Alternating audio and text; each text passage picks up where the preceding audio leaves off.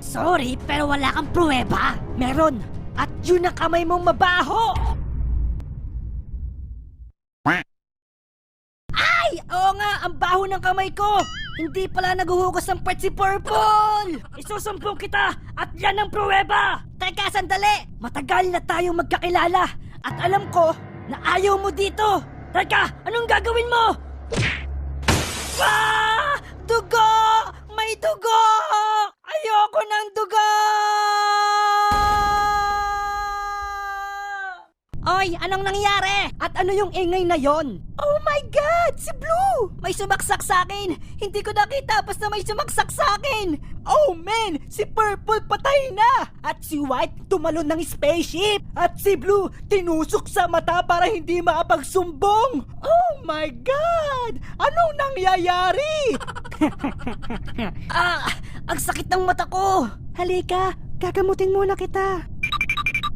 Wala na si Purple. Wala na din si Green. Pati si Yellow. At 4 na lang tayo. Ang ibig sabihin,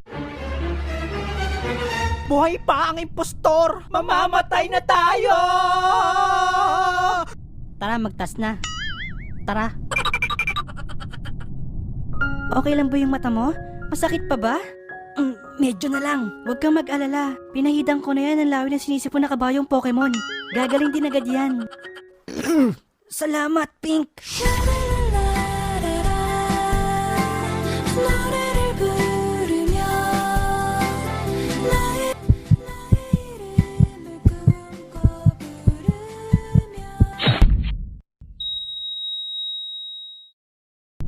Alam mo, duda talaga ako sa Blue na yun eh.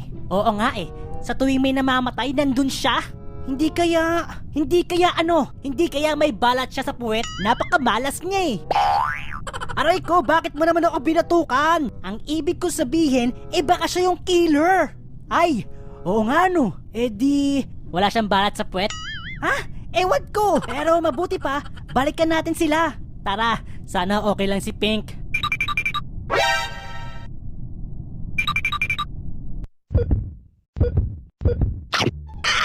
Mga anak na ata ko! Ang laki na ng tiyan ko! Lalabas na ang baby! Sino kayang ama nun? Di siya, lalaki siya eh. Ay, oo nga no. Bakit siya buntis? Oo nga din no. Teka, ano yung hawak mo? Paa ni Pink?